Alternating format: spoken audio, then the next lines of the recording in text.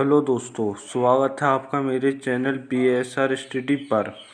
आपको इस चैनल पर जीव विज्ञान की क्लास फ्री में दी जा रही हैं, साथ में नोट्स भी फ्री दिए जा रहे हैं। ठीक है ना। ये आपका है चैप्टर 1 पुष्पी पौधों में जनन। ये है इसका पार्ट 3। अगर आप मेरे चैनल पर नए हैं तो मेरे चैनल BSR स्टडी को सब्सक्राइब करना ना भूलें। मेरी वीडियो को लाइक और शेयर करना ना भूलें। पुष्प का मादा भाग, जो मादा भाग होता है उसे ही स्त्रीकेसर कहते हैं। ठीक है, उसे ही स्त्रीकेसर, जायंग, गुरु बीजाणुधानी, और जो नर होता है उसे लघु बीजाणुधानी कहते हैं। ठीक है ना। बीजांड तथा भ्रूणकोश, ये होता क्या, आज इसके बारे में जानेंगे। टोटल आज स्त्रीकेसर के बारे में जानेंगे। स्त्रीकेसर होता क्या है। जायंग बोलते हैं जिसमें कई सारे स्त्रीकेसरों का विकास हो, ठीक है ना, उसे जायंग कहते हैं। पुष्प के मादा जननांग को जायंग कहते हैं। प्रत्येक जायंग में एक अंडपी या अधिक अंडपी, बहुअंडपी पाए जाते हैं। अंडपी यदि आपस में जुड़े हुए रहते हैं तो उन्हें युक्त अंडपी कहते हैं, तथा यदि अंडप युक्त न हो तो उन्हें वियुक्ता अंडपी कहते हैं। प्रत्येक जायंग के 3 भाग होते हैं। नंबर 1 अंडाशय, नंबर 2 वर्तिका, नंबर 3 वर्तिकाग्र। ठीक है, ये पहले मैं आपको चित्र में बता चुका हूँ। जो ऊपर का भाग होता है इसे वर्तिकाग्र कहते हैं। अगर ये चीज़ अब भी समझ में नहीं आ रही, जो मैंने फर्स्ट भाग बनाया आप उसे जाकर जरूर देखें। ठीक है ना। उसमें मैंने आपको ओनली पुष्प की संरचना बताई, उसमें कैसे और क्या होता है। और जो यहाँ से यहाँ तक का भाग होता है इसे वर्तिका कहते हैं, और जो नीचे होता है इसे बोलते हैं अंडाशय। ठीक है ना। इसमें यही जाया वो मतलब यही इसके अंदर ही स्त्रीकेसर होते हैं, जो बीजांड होते हैं, बीजांड के अंदर स्त्रीकेसर होता है। ठीक है ना। ये हो गई आपकी संरचना। अब इसके आगे और प्रोसेस के बारे में जानते हैं। लेकिन इन 3 नामों को भी आप ध्यान से ध्यान रखना बहुत अच्छी तरीके से भी। ठीक है ना। वर्तिका, वर्तिकाग्र, वर्तिका और अंडाशय। ठीक है ना। अगर आपको अच्छी तरीके से नाम याद है तो आप पुष्प की जो माता की संरचना जाएंगे आप उसे अच्छी तरीके से याद कर भी लेंगे, पढ़ भी लेंगे। बीजांड की संरचना, जो मैंने बताया था, जो उसमें गोल गोल खांचे होते हैं उसे हम क्या बोलते हैं, हम उसे बीजांड बोलते हैं। उसमें क्या होते हैं, बीजांड की संरचना। बीजाणु एक छोटी सी संरचना है जो 1 या 2 आवरणों से ढकी रहती है। ठीक है, क्या 1 या 2 आवरणों से ढकी रहती है, ये बीजांड की संरचना है। अभी आपका एक बीजांड का पूरी तरीके से परिपक्व एक चित्र है। अब मैं आपको समझाता हूँ इसमें क्या होता है। ये चित्र में, इसमें ये जो ये चित्र है ये आपका एक बीजांड का चित्र है। ठीक है, क्या ये आपका एक बीजांड का चित्र है। जो उसमें जो खांचे बने होते हैं जो गोल गोल, वो ये एक बीजांड का परिपक्व चित्र है। ठीक है ना। नंबर 1 होता है इसमें बाह्य आवरण। ठीक है ना। ये जो होता है आपका ये बाह्य आवरण होता है। अंत आवरण, इसका अंत वाली मतलब जो लाइन होती है इसे हम अंत आवरण कहते हैं। इसे हम पूरे को क्या बोलते हैं, हम इसे पूरे को बीजांड बोलते हैं। ठीक है, क्या क्या बोलते हैं, हम इसे पूरे को बीजांड बोलते हैं। ठीक है, जो प्रोसेस है इसके अंदर कि हम इसे एक बीजांड का चित्र, इसे हम पूरा बीजांड बोलते हैं, जो कि गोल गोल है, इसके अंदर एक बीजांड बोलते हैं। उसके बाद जो कि आपको जो भाग जो खाली दिखाई दे रहा है यहाँ से, ये अब यहाँ पर ये भाग अपूर्ण होता है। ठीक है ना, अपूर्ण होता है, इसे हम यहाँ पर बीजांड द्वार कहते हैं। क्या बोलते हैं, हम इसे यहाँ पर बीजांड द्वार कहते हैं। जो जो ये मतलब जो बीजांड जो जुड़ा हुआ होता है पुष्प से, वो उसे उसे क्या बोलते हैं, उसे बोलते हैं बीजांड ब्रंथ। ठीक है, क्या हम इसे बोलते हैं बीजांड ब्रंथ कहते हैं। इसे क्या बोलते हैं, हम इसे बीजांड ब्रंथ कहते हैं। उसके बाद ये आपका जो के अंदर का भाग होता है इसे हम बीजांड काय कहते हैं। बीजांड काय के अंदर भ्रूणकोश होता है। ठीक है, यहाँ पर ये क्या होता है, ये भ्रूणकोश होता है। यहाँ पर ये भ्रूणकोश होता है। ठीक है ना। ये यहाँ पर क्या होता है, ये भ्रूणकोश होता है। बीजांड द्वार के जस्ट सामने वाला भाग ये निवाहक भाग कहलाता है। ठीक है, क्या क्या क्या कहलाता है, ये यहाँ पर ये आपका निवाहक भाग कहलाता है। ठीक है, यहाँ पर ये क्या कहलाता है, ये आपका निवाहक भाग कहलाता है। इसके अंदर 3 कोशिकाएं जो होती हैं ऊपर को निवाहक की तरफ, उसे बोलते हैं प्रतिमुख कोशिका। ठीक है, मैं अभी आपको एक चित्र के बारे में समझा रहा हूँ। मैं आपको ये भी समझाऊंगा कोशिका कैसे बनती है और ये कौन सी चीज़ कहाँ पर होती है, वो मैं अभी आपको आगे बताऊंगा। लेकिन जो मैं आपको पढ़ा रहा हूँ ये एक परिपक्व चित्र के बारे में बता रहा हूँ, एक परिपक्व बीजांड के बारे में बता रहा हूँ। ठीक है ना। ये आपके होते हैं प्रतिमुख कोशिकाएं। उसके जस्ट सामने जो होती हैं, इसमें जो आइटोसाइटों की 2 कोशिकाएं होती हैं उन्हें बोलते हैं हम सहायक कोशिकाएं। ठीक है, जो सहायता करती हैं। एक जो बीच की कोशिका होती है उसे बोलते हैं हम अंड कोशिका। ठीक है, क्या कहते हैं, उसे हम अंड कोशिका कहते हैं। उसके बाद है आपका इसमें जो कि बीच में जो दो कोशिकाएं होती हैं हम इसे द्वितीयक केंद्रक कहते हैं, ठीक है ना। द्वितीयक केंद्रक कहते हैं, कोशिका तो एक है लेकिन ये दो केंद्रक होते हैं। देखो इसके अंदर अब सबसे मेन और इंटरेस्टिंग क्वेश्चन पूछा जाने वाला है, ये क्वेश्चन नीट के एग्जाम में भी पूछा जा चुका है।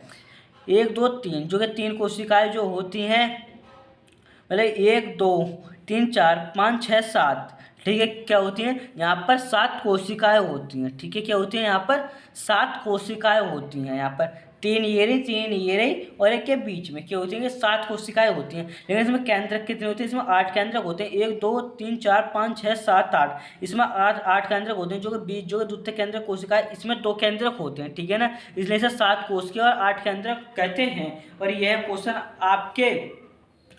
आपके एग्जाम में भी 12th के फर्स्ट ईयर के भी कई बार पूछा जा चुका है। अब हम इसकी डेफिनेशन के बारे में जानते हैं। बीजांड द्वार क्या होता है, बीजांड ग्रंथ क्या होता है, अध्यवरण क्या होता है, बीजांडकाय क्या होता है। अब ये मैंने आपको एक बीजांड का परिपक्व चित्र बता दिया है। अब हम इसे जानते हैं कि ये प्रोसेस कैसे होता है और ये किस तरह चलता है। बीजांड द्वार क्या होता है, नंबर 1 पॉइंट है। बीजांड के ऊपरी सिरे पर एक छिद्र जैसी संरचना पाई जाती है जिसमें बीजांड द्वार कहते हैं। बीजांड द्वार को छोड़कर अध्यवरण बीजांड को चारों ओर से ही घेरा रहता है। निषेचन के समय पराग नलिका बीजांड द्वार से प्रवेश करते हैं। बीजांड द्वारी सिरे से एक ठीक विपरीत निभाग होता है, जो मैंने आपको इसके भागों के बारे में बताया, जिसे बोलता है पराग नलिका। यह पराग नलिका जो होती है मैं आपको इसके आगे और प्रोसेस बताऊंगा, जहाँ तक हुआ तो मैं आपको इसे नेक्स्ट भाग में बताऊंगा। जो पराग नलिका होती है यह बीजांड द्वार में ही जाकर जोड़ती है जो पराकण आते हैं वर्तिकाग्र पर, ठीक है ना। पराकण जो आते हैं पुंकेसर के, वो फिर एक उसमें से पराग नलिका निकलती है और उसके द्वारा ये क्रिया आगे होती है। उसके बाद हमारा बीजांड ग्रंथ। बीजांड ग्रंथ क्या होता है, बीजांड के बाह्य आवरण को अध्यवरण कहते हैं। जो बीजांड एक वृंत डंठल जैसी संरचना द्वारा ऊपरा से जुड़ा रहता है, जिसे हम बीजांड वृंत कहते हैं। जो मैंने बताया था, जो जुड़ा रहता है। बीजांड वृंत जिस स्थल पर बीजांड से जुड़ा रहता है उसे निभाग नाभिका कहते हैं। उसके बाद है अध्यवरण। अध्यवरण क्या होता है, बीजांड के बाह्य आवरण को अध्यवरण कहते हैं। जो बीजांड का संरक्षी आवरण होता है, आवरण कहते हैं। निषेचन के पश्चात आवरण बीज चोल का निर्माण करते हैं। आवर्त बीजी पादपों में प्रिय 2 आवरण होते हैं, परंतु लीची आरंडी में 3 आवरण होते हैं। लीच में खाने योग्य भाग तीसरा आवरण होता है जिसे एरियल कहते हैं। अब बीजांडकाय क्या होता है हमारा, ठीक है ना। बीजांडकाय यह बीजांड की मृदुतक संरचना है जो अध्यवरणों के द्वारा घिरी रहती है। बीजांडकाय का उपयोग पर्याय पोषण के लिए किया जाता है। गुरु बीजाणु जनन, ठीक है ना। इनका जनन कैसे होता है, इनका विकास कैसे होता है। गुरु बीजाणु जनन प्रक्रिया बीजांडकाय में होती है। बीजांडकाय में फिर पशु कोशिका सामान्यतः एक परिणत विभाजन के द्वारा 2 कोशिकाओं में बढ़ जाती है, जिसमें से बाहरी कोशिका प्राथमिक भित्ति कोशिका तथा भीतरी कोशिका प्राथमिक बीजाणुजनक कोशिका कहलाती है।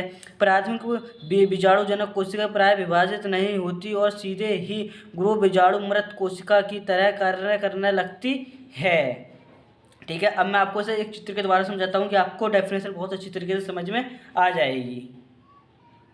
बीजांड के अंदर होती है अधोस्तरीय कोशिका होती है आपकी, ठीक है। उसमें क्या होता है, उसमें आपका समसूत्री विभाजन होता है। जब समसूत्री विभाजन होता है तो आपकी उसमें 2 कोशिकाएं बन जाती हैं। पहली कोशिका बनती है बीजाणु जनन कोशिका, दूसरी बनती है भित्तीय कोशिका। इसमें भित्तीय कोशिका का कोई काम नहीं होता, ठीक है ना।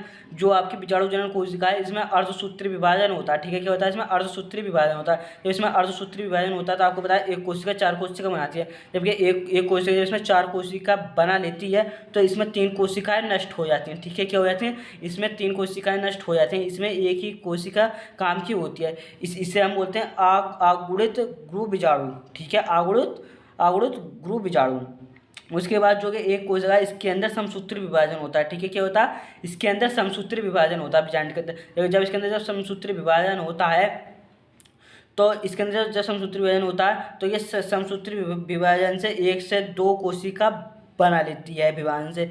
फिर ऐसे 4 से 8, 8 ठीक है, 4 से 8 कोशिका, पहले 2 से 4, यहाँ पर जब विभाजन तो 1 से 2, फिर यहाँ पर 2 से 4 ठीक है, फिर यहाँ पर 4 से 8 कोशिका बना लेती है समसूत्री विभाजन के। जो 8 कोशिकाएं होती हैं इसमें 3 कोशिकाएं तो चली जाती हैं नेवाक की ओर, जिसे हम प्रतिमुख कोशिका कहते हैं। 3 कोशिका आ जाती हैं आपकी बीजांड द्वार की ओर, जिसमें 2 कोशिका होती हैं आइटोसाइट वाली आपकी सहायक कोशिका, और आपकी जो एक बीच की कोशिका वो होती है, वो होती है आपकी अंड कोशिका, जिसे हम मादा कहते हैं। उसके बाद जो आपकी 2 कोशिका बची वो आपस में जुड़ जाती हैं, जिसे हम द्वितीयक केंद्रक बोलते हैं। मतलब इनके केंद्रक तो 2 होते हैं, लेकिन कोशिका इनकी एक होती है।